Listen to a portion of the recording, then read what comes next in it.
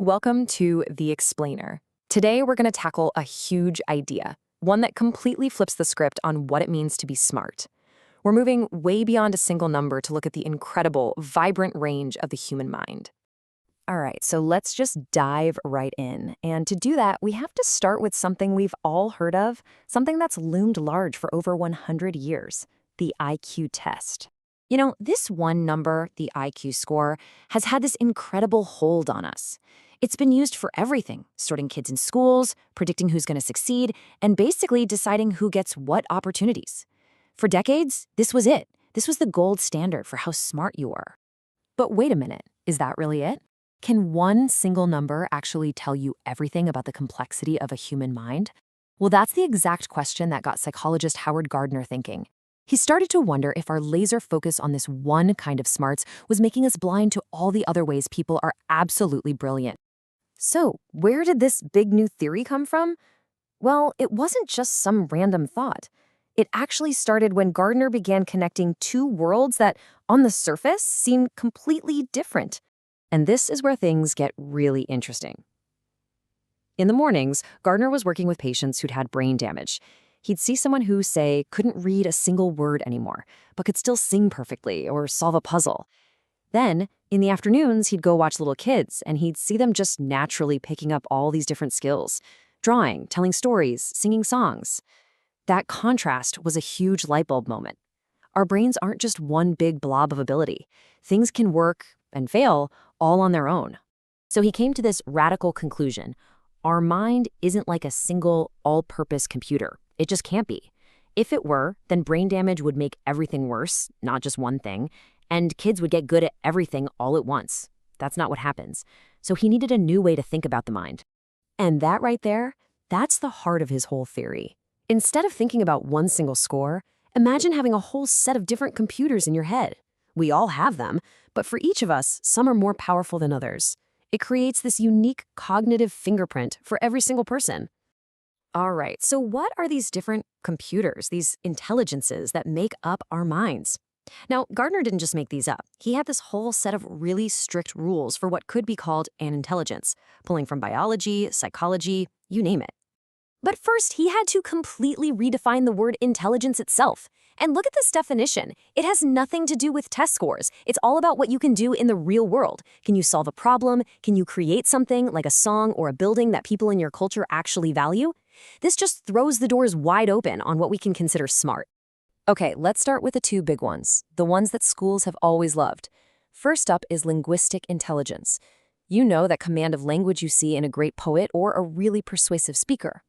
And right alongside it, you've got its cousin, logical mathematical intelligence. This is the kind of thinking we associate with scientists and mathematicians, the engine of logical reasoning. And really, these two are pretty much all that standard IQ tests ever measure. But here's where Gardner's idea really starts to blow things open. He argued that other abilities are just as much of an intelligence. Take musical intelligence. He saw it as its own unique power, the kind of genius that lets a composer create a symphony. It's not just a hobby, it's a full-blown form of intelligence. And then there's the genius of the physical self, bodily kinesthetic intelligence. I mean, think about the incredible mind-body connection of a professional dancer, the pinpoint precision of a surgeon, or just the pure strategic brilliance of a great athlete. That's the mind thinking with the body. And what about spatial intelligence?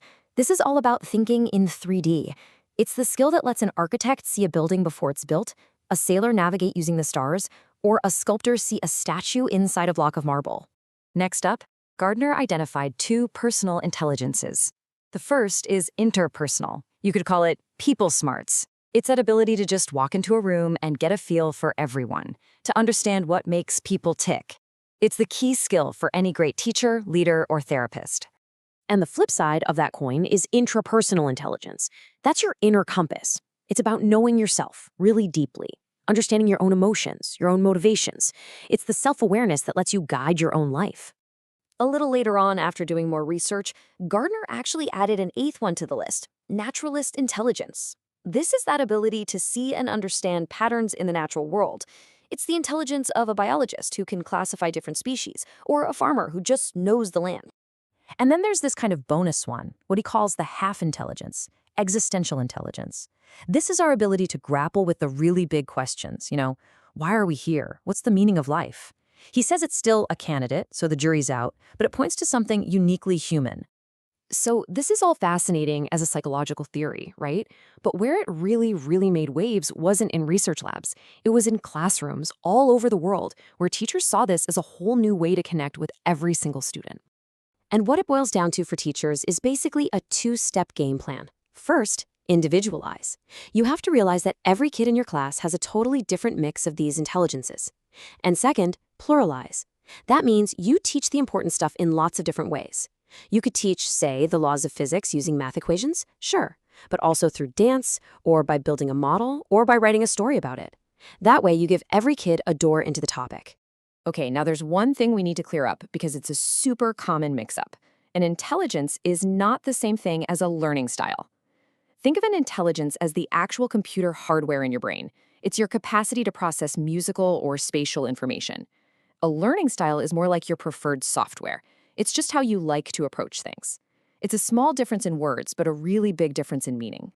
So when you take a step back and look at the whole shebang, this theory is about so much more than just school. It gives all of us a much more empowering and honestly a more democratic way to think about our own minds and the minds of the people around us. It totally changes the question we should be asking. The old question was, how smart are you? Which puts everyone on a ladder. Some people are at the top, some are at the bottom. But this new theory asks a much better question. How are you smart? It's not a competition anymore. It's about celebrating all the different amazing ways the human mind can work. And that really leaves us with something to think about, doesn't it? Figuring out your own profile of intelligences isn't just some fun quiz you take online. It's a real tool for living your life. Because when you truly understand how you're smart, you can play to your strengths, find creative ways to tackle your weaknesses, and maybe most importantly, you can start to see and appreciate the unique kinds of genius in everyone you meet.